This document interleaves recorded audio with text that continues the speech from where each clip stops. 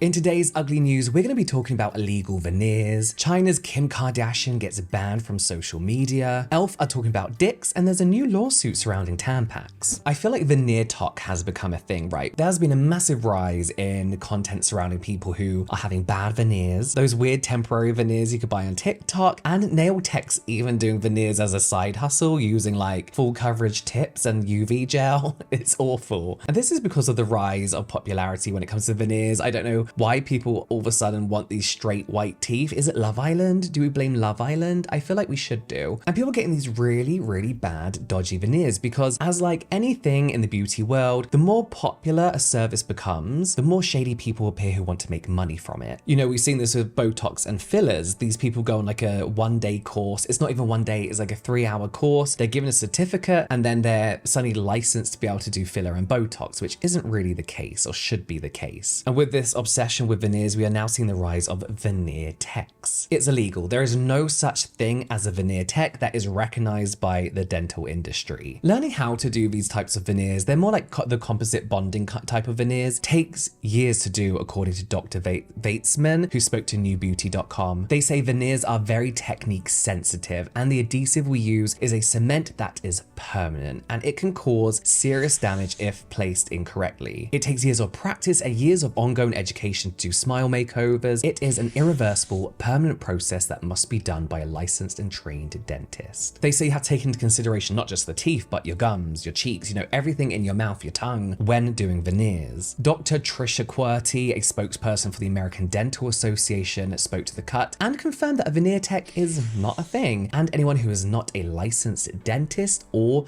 dental professional are performing these things illegally. That's it. End of story. Not this story. And yes, people are being arrested for this. In January of this year, actually, a lady called Monica Davis was operating as a veneer tech out of her own business called Veneer Experts in Las Vegas, allegedly without a license. She was arrested, she posted bond, she then moved to Chicago, where again, she opened a new practice and was allegedly practicing this form of dentistry without a license. And even with these less invasive composite bonds, you know, they're not drilling, sometimes they're doing a bit of filing, there are still so many things you have to take into consideration. Infections, aggravating already existing dental issues. You can still bother the nerves of the tooth, and we're seeing all these repercussions playing out on TikTok. People are posting their horror stories of their veneer tech experience. Sorry, I'm having some work done in the house and I need to film. We're seeing people who are unable to close their mouth because these veneer techs fucked up their jaw. We're seeing people leaving these veneer techs and their teeth are falling out a couple of hours after their procedure. People are paying thousands, tens of thousands sometimes for these illegal procedures. Not just to have the procedures done, but to learn how to do these procedures. In fact, Atlanta, Georgia-based Brandon Dillard, who doesn't appear on any kind of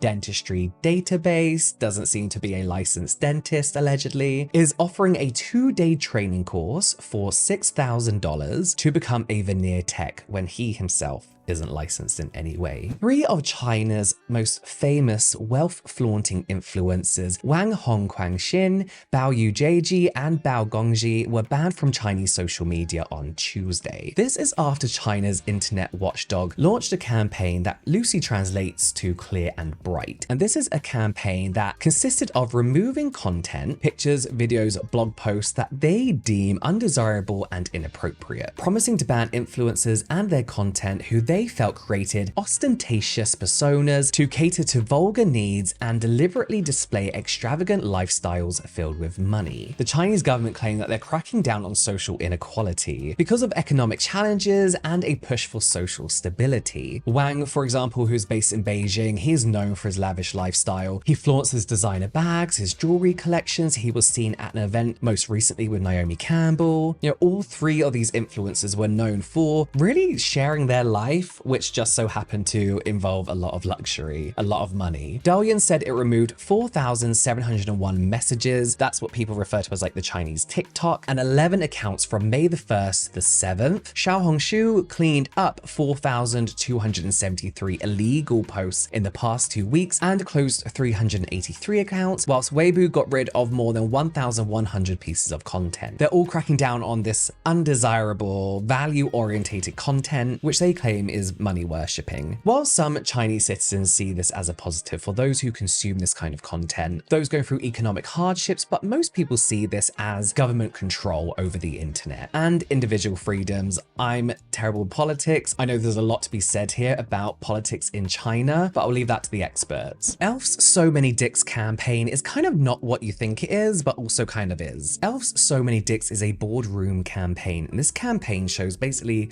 rows and rows of white men with the tagline, "So many dicks, so few of everyone else." And this was to highlight a study done by e.l.f. showing that men named Richard, Rich, or Dick outnumbered women in general and diverse groups in corporate boardrooms. And with this campaign, e.l.f. wanted to drive home the message that corporate boards do not reflect the real world. At e.l.f., we stand for every eye, lip, and face. But that spirit of inclusivity doesn't show up everywhere it should.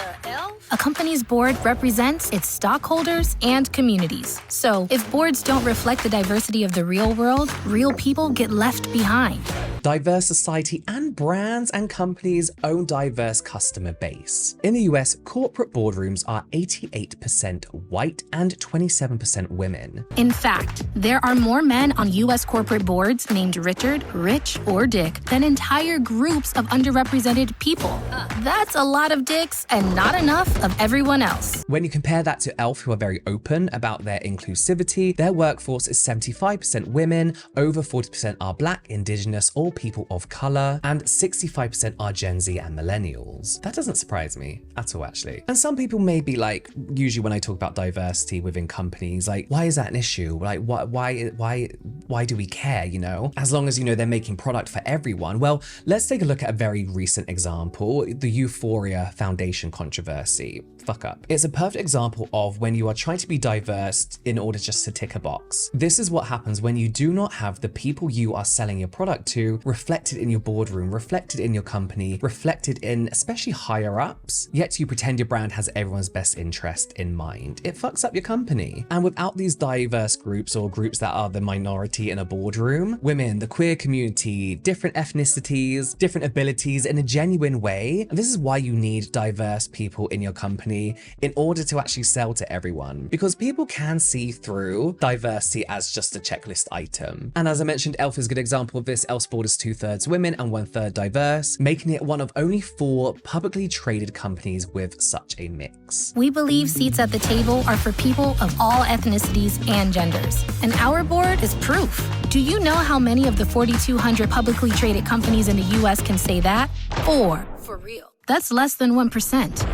But e.l.f.'s campaign didn't just stop there. They didn't just want to, you know, post a picture and be like, everyone look at this. They also actually launched a database alongside this boardroom campaign. So you can actually research board compositions, so you can see, you know, what kind of mix they have, and started an accelerator program to support diverse board-ready candidates. Rebecca Robbins, who is a global brand advisor, stressed the importance of prioritizing gender, racial, and age diversity. She says, if we want a fair system, we need to change the rules. e.l.f.'s campaign is a good start, but serious efforts to diversity boardrooms must include eliminating outdated requirements and fostering inclusive practices. We have a new lawsuit on our hands. This time it's Procter & Gamble's Tampax, in particular their organic dye-free tampons. Much like every lawsuit we kind of cover, it's always like an advertising issue. The lawsuit states that the advertising is misleading and inaccurate, and in fact the tampons aren't dye-free because they contain titanium dioxide, which is a synthetic powder used as white pigment, with the plaintiffs arguing that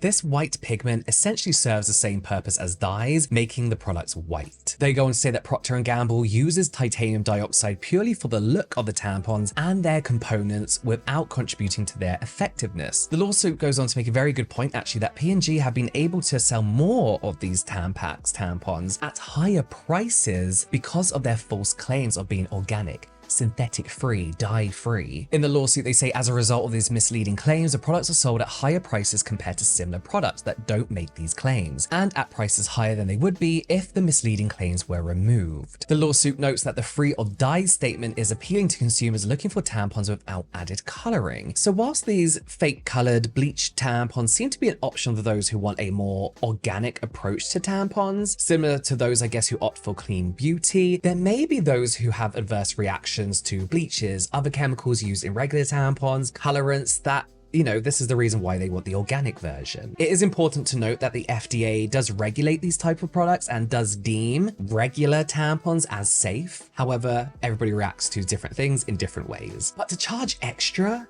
for this is kind of well, it's not crazy, is it? The tampon tax, which is still present in America. According to NBC News, over a lifetime, period products in the US cost a total of around $6,000 per person, according to research published in 2021. And that's before tax. In 21 states, a sales tax of between 4% and 7% applies to items like pads, tampons, making them more costly. The tampon tax was actually abolished here in the UK back in 2021 as part of like a wider government action to end period poverty, which included the rollout of free sanitary products in schools, colleges, hospitals, sometimes free in public bathrooms. I don't know where else in the world this is present, but I hope it is and can be. But I do think it's not fair to make these kind of claims when, it's not just a skincare product that essentially we can rinse away or have a reaction to and calm down. These are sanitary products, you can't go making false and misleading claims. From a science perspective, most people are going to be fine. The whole organic thing is kind of misleading anyway, but I hope people get at least